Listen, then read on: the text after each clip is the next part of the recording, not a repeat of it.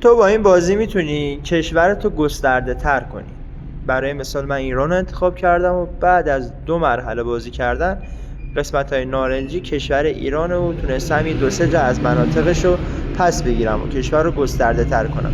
برای مثال الان من میخوام حمله کنم به این کشور همسایه، همه آدمکامو میفرستم توی یکی از خونه، اگه حضورشون رسید که یکیشو پس میگیرن. برای مثال الان دیدید مثلا نتونست پس بگیره، دارن میزنن آدمکام، پس من اینا رو ولشون کردم و دست جمعی اتک زدم به اون. خیلی بازی قشنگ و جالبیه. به علاوه اینکه توی آپدیت جدیدش کشور ایران اضافه شده و به نظر من جذابیت خاص رو بهش اضافه کردن.